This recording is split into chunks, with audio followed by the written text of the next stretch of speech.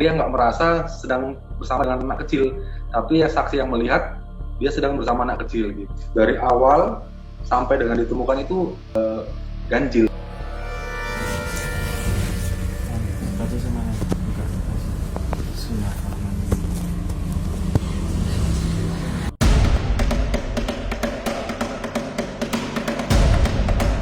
Heboh sebuah video yang memperlihatkan seorang ibu yang menangis terseduh-seduh karena anaknya hilang saat mandi di sungai viral di media sosial.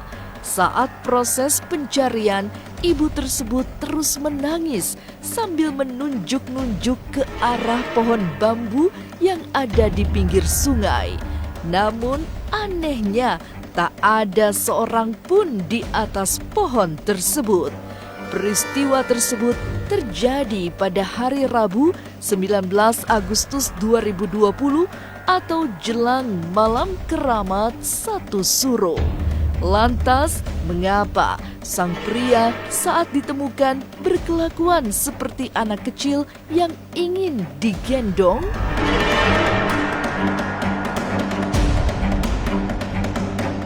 Jangan dulu berlalu, masih akan banyak keganjilan terjadi di sini.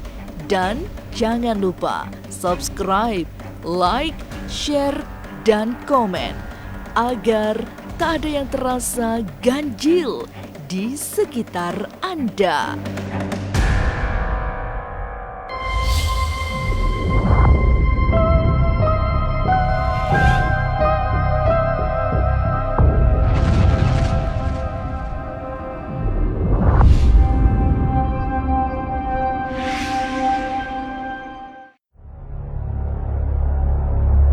Malam 1 Suro tahun ini, warga desa Pucang, Kecamatan Secang, Kabupaten Magelang dibuat gempar oleh hilangnya salah satu warganya. Adalah Eksan Aji Saputra, pria dewasa berumur 30 tahun mendadak hilang saat mandi di Sungai Grogol Yudan. Ehsan mandi sekitar siang menjelang sore. Namun hingga sore hari dia tidak muncul juga. Saat dicari hanya ada handuk dan peralatan mandi yang tertinggal.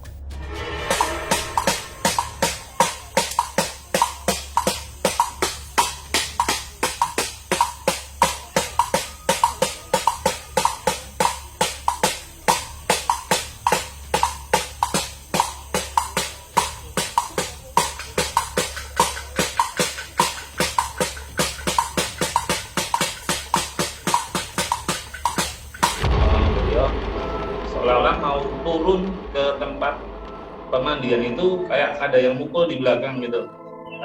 Jadi dia udah nggak sadar sendiri gitu loh, udah nggak sadar. Dalam arti dia udah nggak inget segala macamnya. Nah dari situ masyarakat di situ mencari beliau, tapi belum ketemu waktu itu. Info ke masyarakat lain, sampai RT, RW, segala macam sampai lurah, dia dicari serentak nggak ada. Nah dari situ kita masuk, dapat info dari penduduk, untuk kerelawan kita terjun ke sana gitu. Benar, malam 1 Suro itu di mana sebelum maghrib dia menghilangnya, benar-benar menghilang. Tapi dari awal dia dari penduduk sekitar jam 2 sampai jam 4 itu memang nggak ada lihat dia, tapi untuk pakaian udah ada di tempat pemandian. Dari tim Basarnas sendiri itu menerima informasinya tanggal 19 malam. Memang informasinya itu simpang siur awalnya, karena dari teman-teman rekan-rekan yang ada di Magelang juga pada saat menerima informasi awal juga langsung melakukan pencarian, tetapi kami sifatnya hanya diberi informasi awal saja. Kemudian sampai dengan tengah malam, di jam 12 malam itu belum juga kembali Ihsan, itu tanggal 19. Kemudian kami memutuskan tanggal 20 bergabung untuk melakukan pencarian bersama tim SAR gabungan yang ada di Magelang. Di sana awalnya kita terima info dari pemadam kebakaran Kabupaten Magelang. Informasinya awal orang hilang, ada barang buktinya di Sendang, Kemudian terakhir terlihat masih di sekitaran sendang permandian itu sampai dengan sore jam 6 terakhir terlihat. Habis itu sudah tidak ada kontak lagi.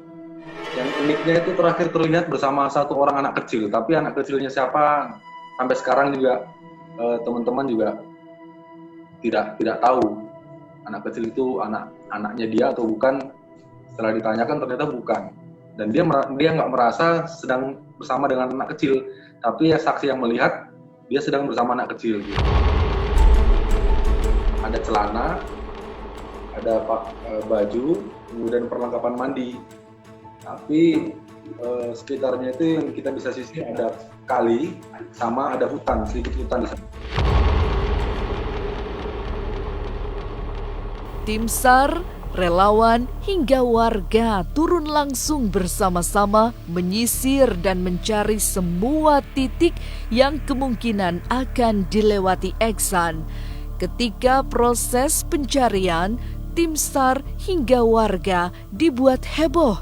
Pasalnya, sang ibu yang ikut mencari sang anak ke lokasi tiba-tiba menjerit karena melihat anaknya di atas pohon bambu di dekat sungai. Anehnya, hanya ibunya saja yang bisa melihat anaknya berada di pohon bambu tersebut. Sementara sang ibu yang mengenakan kerudung merah jambu terus memanggil dan membujuk anaknya agar turun dari pohon bambu.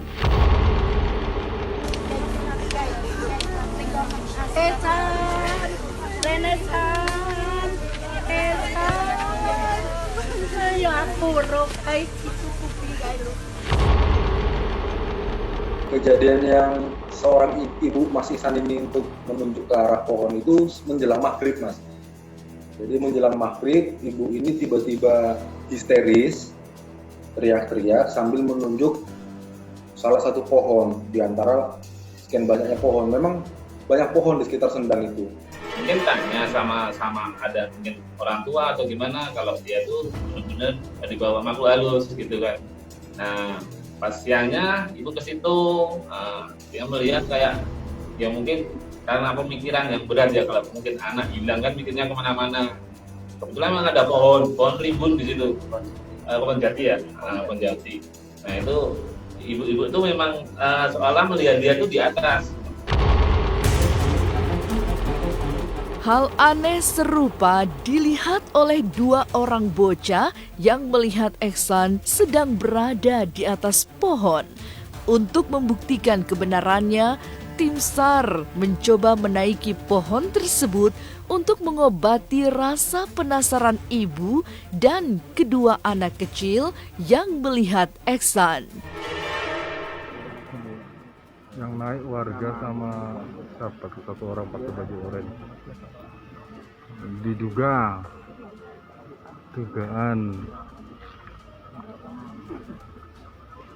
di atas sana. Mau mendekati malam, pencarian itu sudah tidak efektif lagi kalau sudah malam, tentunya pasti akan berisiko. Maka dari warga satu orang dan ada relawan satu orang berupaya untuk memanjat pohon tersebut. Tujuannya untuk memberi kelegaan terhadap si ibu ini, mengatakan bahwa hasilnya tidak ada Mas Ihsan di atas pohon itu, dan ibu ini menerima dan akhirnya pulang ke rumah. Kan ada rekan kita yang waktu di situ juga kita suruh naik ke atas, dan di situ tidak ada orang gitu loh. Memang video itu memang sempat viral karena yang tahu memang katanya di atas pohon gitu, tapi sebenarnya nggak di situ. Merasa ada yang ganjil atas hilangnya Eksan, tokoh spiritual setempat berkumpul dan berdoa untuk Eksan agar cepat ditemukan. Warga percaya Eksan hilang bukan hilang biasa, melainkan seperti disembunyikan oleh sosok misterius yang konon menyukai Eksan. Ada bantuan, saya anggap ya bantuan dari orang pintar, orang sepuh, istilahnya gampang kata dukun ya mungkin ya. Tetapi dari informasi Bapak Sepuh ini itu informasinya jam 12 katanya akan dikembalikan, infonya seperti itu. Kemudian jam 3 juga mereka melakukan doa bersama di lokasi kejadian. Kemudian si ibu ini tiba-tiba histeris,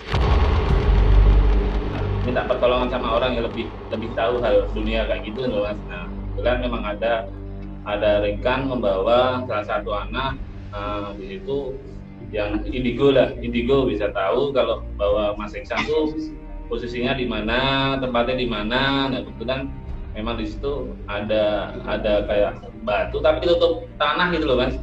Nah, dia posisinya itu di bawah pohon beringin lah gitu. Nah, dia posisinya di situ memang diumpetin di lokasi itu. Nah, kebetulan memang serentak kita kesepakatan untuk naik situ, kita nyari, kita bersihin tempatnya biar ya kayak mikirnya kalau dibersihin tempatnya dia mau keluar gitu loh.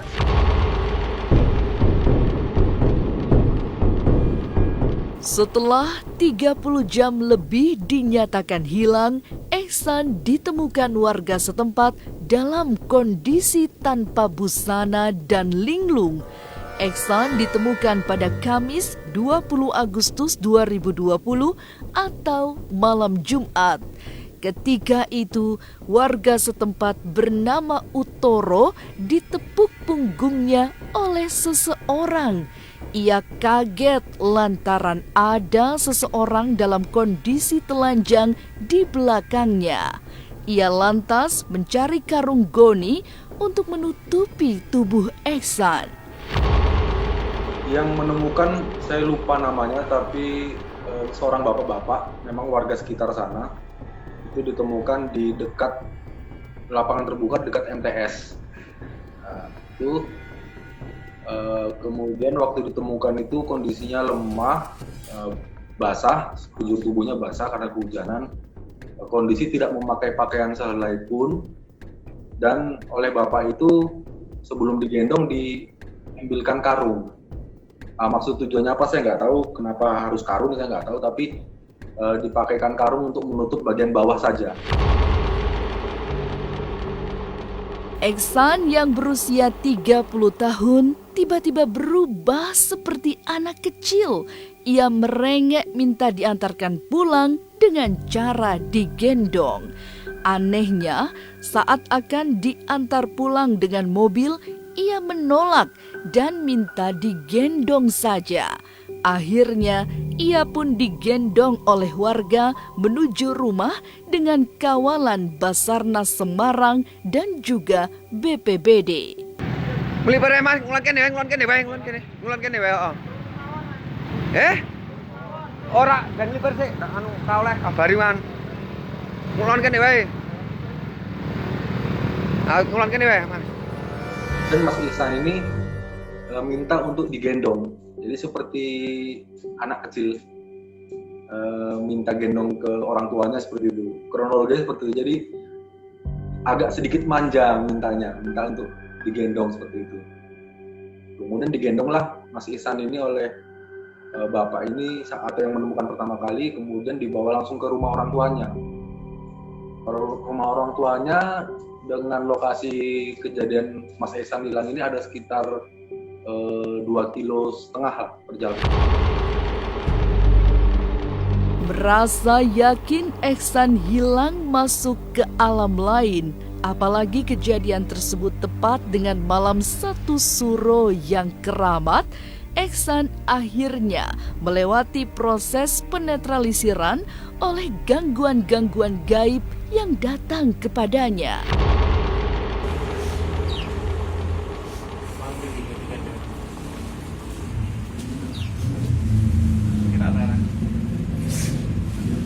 Dolanan sing sae Assalamualaikum warahmatullahi wabarakatuh. Assalamualaikum. Kula mriki badhe silaturahmi bebarengan nggih. Sampai ke salam kula kalian leluhur-leluhur mriki, sampai ke salam kula. Assalamualaikum warahmatullahi wabarakatuh. Ya, halo betul. kalian sinten matur kalian Allah Subhanahu wa taala saneskan kula. Kalau ini masak mas. Kenapa nopo?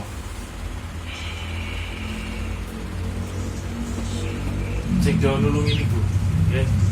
Kenapa nek sing sakniki masak mas? Insya Allah atas izin Allah SWT. Mankan dari sedangan, ampun bodoh kamu bisa. Pon, man betul dengan dulu, oke? Kali standar, oke? Mudah-mudahan jenengan ditampi Allah SWT di tempat yang suka, oke? Di sini.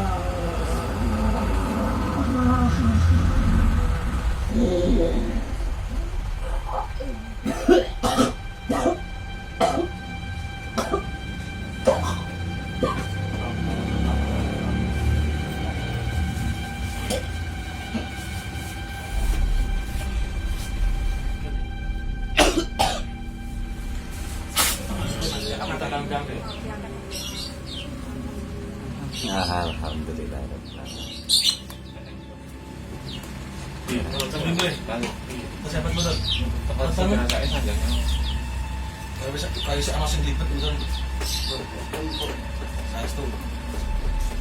Mana tuh?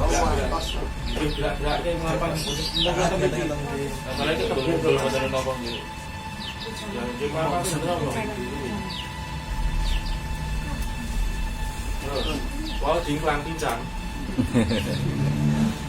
Narik nih. Manteng nih kan.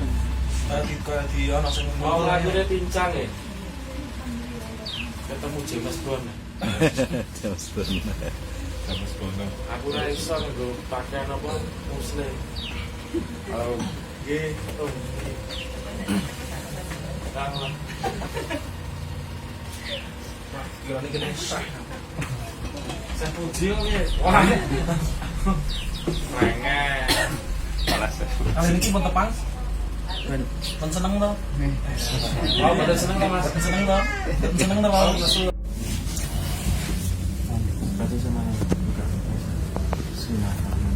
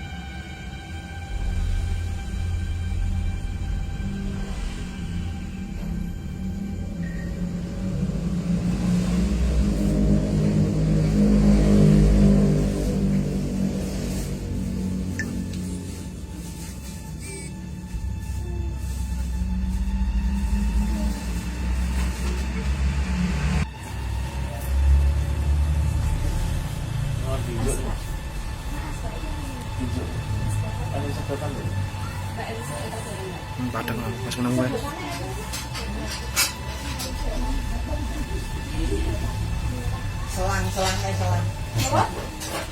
Selang. Selang. Mulai gojek Mas.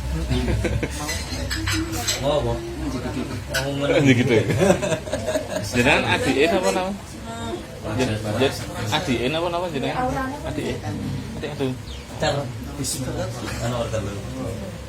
Saya sih sepian. Oh. Misalnya nasi kandar. Oh, enggak. Ger. Entaps.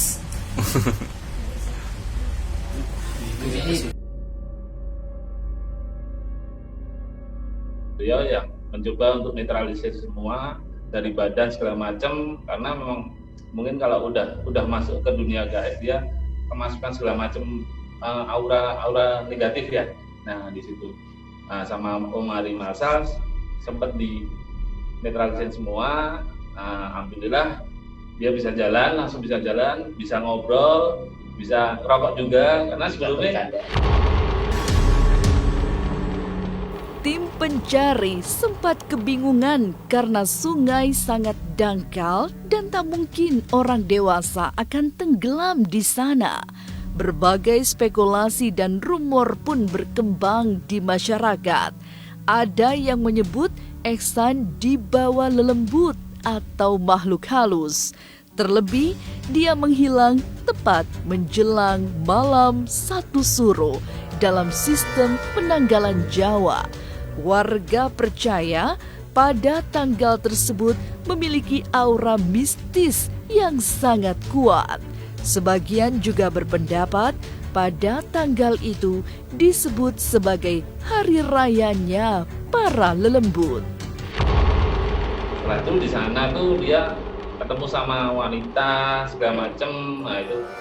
Nah dari situ dia tuh kalau melihat orang di sekitar situ tuh seolah ada, kalau malam kita evakuasi cari pakai senter, dia melihat itu seperti orang hajatan atau orang apa punya gawe gitu loh. Nah, dia sebenarnya mau berontak. Nah setelah perjalanan 1 hari, dia hitungannya kalau di situ 2 jam, dia memperkiraan dia hilang itu 2 jam, padahal itu di kita 2 hari gitu. Melakukan penyisiran di aliran kali. Aliran kalinya sebetulnya nggak dalam, Mas. Dia hanya selutut orang dewasa saja. Kita berkesimpulan awal kemungkinan untuk dia hanyutnya itu kecil, karena dari saksi maupun kondisi setelah kita tiba di lokasi itu tidak ada hujan, tidak ada banjir bandang, tidak ada aliran air yang deras dan debit yang besar. Jadi kita mungkin menyimpulkan awal pada saat itu dia tidak hanyut ini. Nah, kemudian kita menyeberang ke kali, setelah melewati kali itu ada sedikit hutan memang di situ. Hutannya cukup lebat ya, termasuk yang unik dalam arti masih kentalnya unsur lain daripada logika kita mencari. Kalau logika kita mencari itu ada yang melakukan dengan perhitungan, dengan kemungkinan. Kita mengkaji mana yang relevan, baru kita lemparkan ke kru atau ke tim. Tapi ini dari awal sampai dengan ditemukan itu ganjil. Hilangnya Ehsan pada malam 1 Suro dan ditemukan telanjang memang bukan kisah biasa.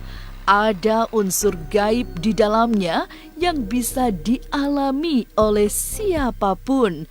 Tapi kekuatan makhluk halus tidak ada apa-apanya jika seseorang selalu yakin kepada Tuhan Yang Maha Esa.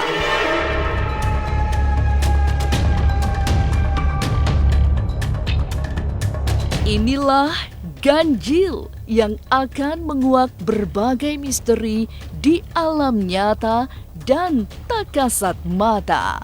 Sampai jumpa pada episode selanjutnya dengan kisah-kisah ganjil setiap hari Senin, Kamis, dan Jumat pukul 5 sore.